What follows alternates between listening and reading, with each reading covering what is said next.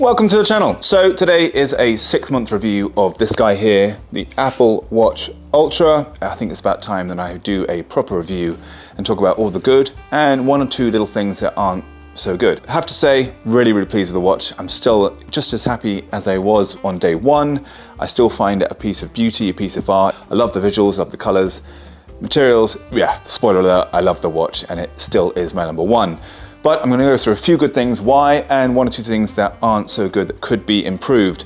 Before I go into that, I think the biggest elephant in the room that I think a lot of people had a worry with was the battery life. To be honest, really hasn't affected me at all. Very simple just to put on charge wherever I need it. It takes 20-30 minutes for it to give it a big boost. I can have it on all night if I need to, and then just put it on in the morning, and then it will last a good couple of days. It's not died on me on a 50K Ultra, it's not died on bike rides in the gym, in the work, trail, whatever it is, it has survived pretty much what I've needed it for right now. That said, I haven't done any multi-day events, and I'll go into that later. But for me, it has worked really well. And as I said, it's just so easy to take off and charge whenever you need to.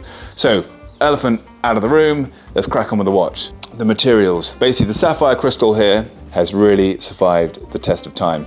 I have knocked this, scratched this, out in the garden, out on trail runs, wherever it is, wherever it may be. It's been through quite a bit of battering in the last 6 months, and it still is looking spotless. There's not one scratch on it, again, just to show you nice and close up. There's just not one scratch in it. So the sapphire crystal that we have here, to me, it is, I think actually it's superior to the Garmin sapphire crystal, as is the titanium around the edge.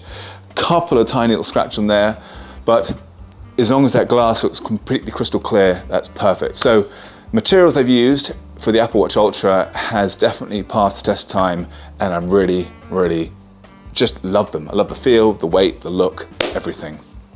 So the other cool thing about this watch, all the third-party apps that you can use. I do use the native app a lot on here, basically the Run workout app.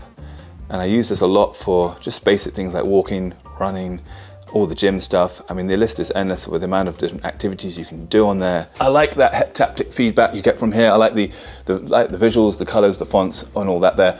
But that said, the cool thing is you can use third-party apps. Workout Outdoors, which is brilliant, which is an awesome app. I've done lots of videos on that one there. Athletic app as well, which gives you your HRV, heart rate variability, which I probably should take a lot more heed of, but it's a great app, and it's pretty accurate because when I'm feeling pretty crap, it does actually show my heart rate variability to be low, but sometimes I just ignore that anyway because I just want to train. But that's my own stupidity. And then you've got all the other lots of apps in there. I mean, there's just millions of different sort of apps that you can use on here. For instance, I mean, the list is endless with Zwift as well.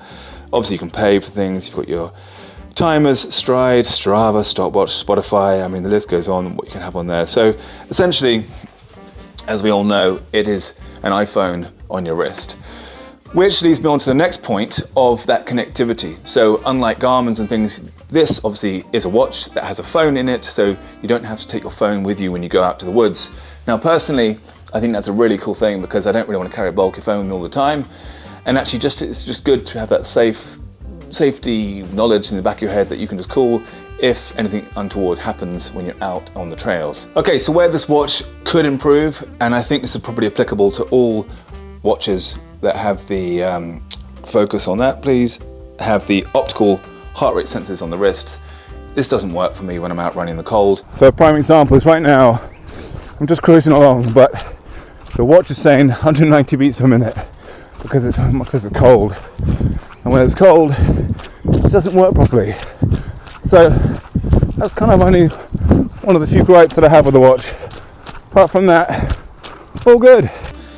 Which is quite disconcerting when you're plodding along quite a slow pace, let's say, and you look at your watch and it says 190 beats per minute of your heart rate, which is completely wrong. But because it's cold and because there's just that little bit of movement there, or it's not as tight or it's too tight, it doesn't pick up. When I'm cycling, it works fine because obviously I'm stationary, and when I'm in the gym, it actually weirdly generally works okay, maybe because I'm just warm, but it doesn't like the cold. So I think they could really improve on that optical heart rate sensor thing because I don't really want to mess around with the heart rate strap. Heart rate on the optical sensor could be improved a lot.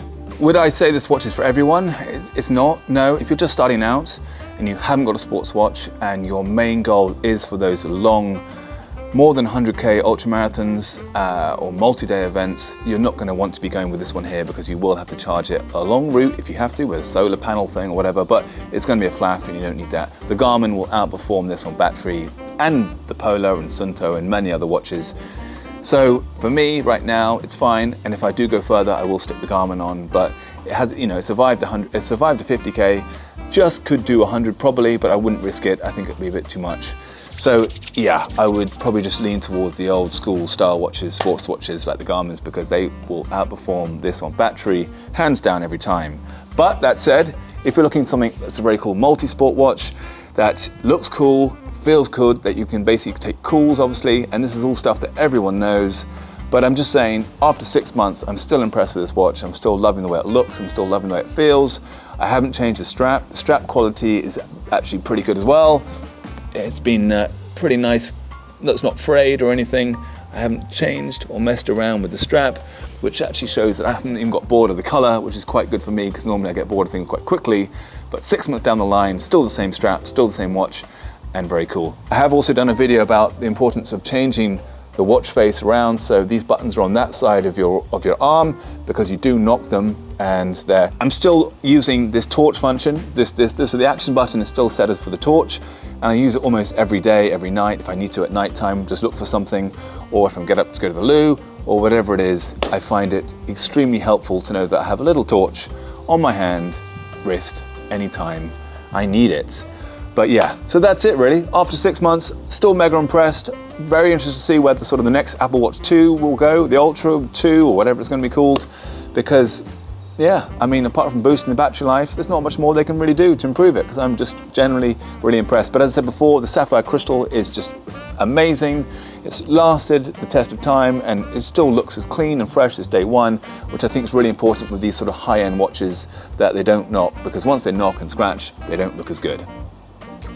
So yay, thank you, Mr. Apple Watch Ultra. So thanks for watching. I hope that helps. I hope it was interesting, entertaining, useful. Let me know your thoughts as well. Let me know how you're getting on, if you've got an Apple Watch Ultra, if you're still loving it after 6 months, or if you completely hate it and you've chucked it and you've swapped it back and you've gone back to the Garmin or Sunto or Polar or whatever the other watches are.